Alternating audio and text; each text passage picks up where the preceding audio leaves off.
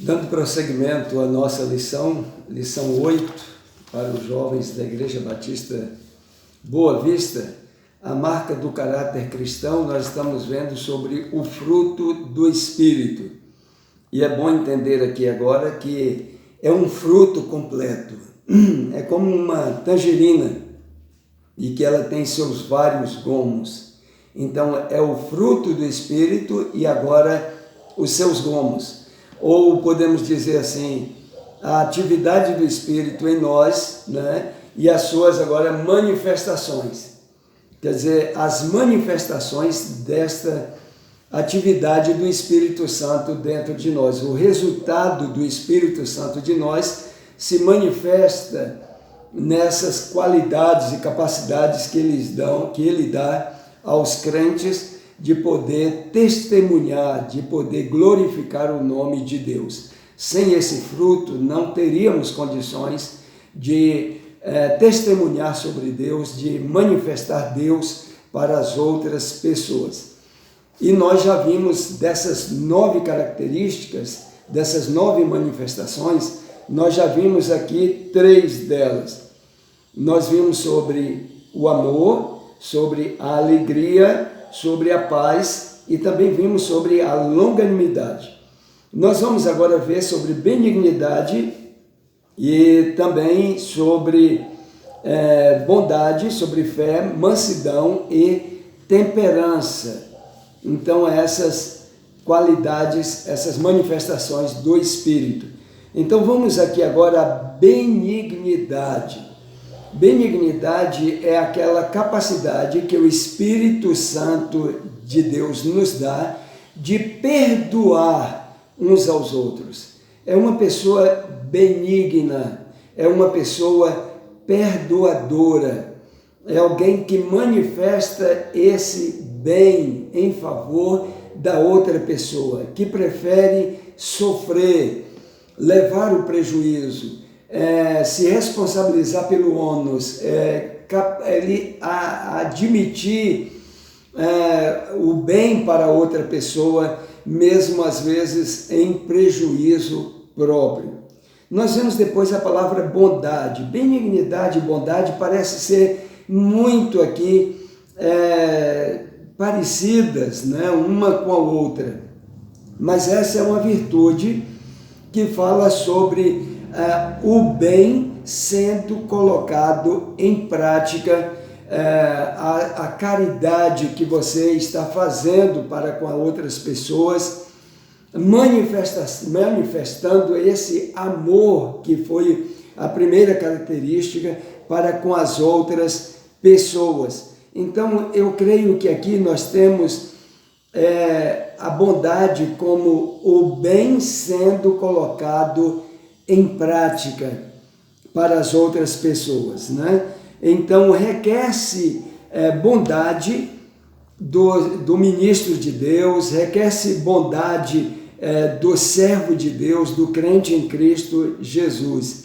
Ela é capaz, essa bondade, ela é capaz de banir a dureza, a aspereza e a amargura, ressaltando a grandiosidade do amor maduro, o amor controlado pelo Espírito Santo, o amor direcionado pelo Espírito Santo, o amor que foi essa capacidade nos dada pelo Espírito Santo de Deus. E nós temos aqui também a palavra fé, ou também fidelidade, né? A palavra fé nos mostra aquela capacidade para crer nas promessas de Deus, crer na doutrina. A fé também, ela vem em expressão na Bíblia como que todo o escopo da doutrina cristã, mas aqui tem um sentido de fidelidade. Alguém que é fidedigno, alguém que é confiável, alguém que você pode confiar, alguém que tenha palavra.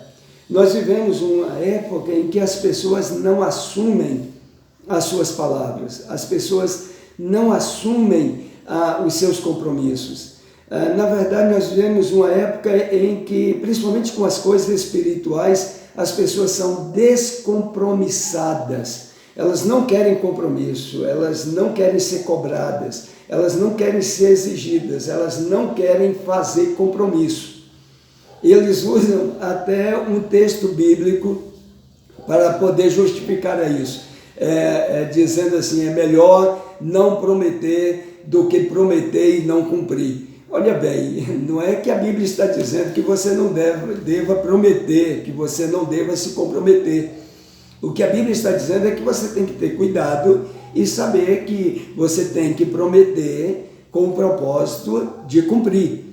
Mas os crentes hoje em dia não estão comprometendo-se ou sendo pessoas comprometidas com a obra de Deus, com a casa de Deus, com a igreja de Deus, com o serviço do Senhor, com o zelo para com os irmãos, com a entrega do dízimo, com o cumprimento das doutrinas do Senhor.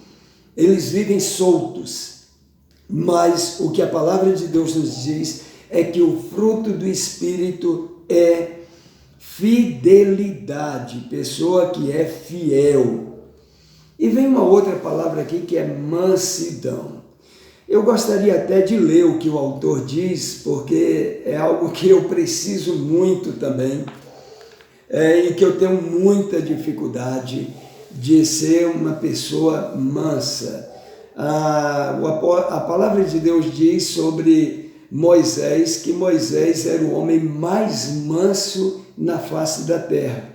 Inclusive, o meu amigo Milton, lá de Pupiara, ele certa vez disse que na aula lá em Botirama, quando tinha o Instituto Bíblico em Botirama, e ele era um dos alunos, que o professor estava ensinando sobre o Êxodo. E aí falou, né, que Moisés, ele saiu um dia e aí viu um egípcio maltratando um judeu e ele chegou e matou o egípcio e escondeu na areia e depois aí foi descoberto, teve que fugir. Então passou 40 anos no deserto, depois foi chamado, e aí quando estava no deserto, levando o povo, e mais à frente o professor então leu o texto dizendo que Moisés era o homem mais manso na face da terra. Aí um dos alunos disse assim, é os mansos, né? Na verdade, Moisés por si mesmo não seria manso, mas ele era manso agora, controlado pelo Espírito Santo de Deus. Então o autor da lição nossa, ele diz assim, mansidão refere-se ao sentimento contrário a um espírito de briga. Os cristãos devem aprender a não ser altercadores, mas a darem prova de toda a cortesia. Quando temos mansidão, tratamos os homens com cortesia.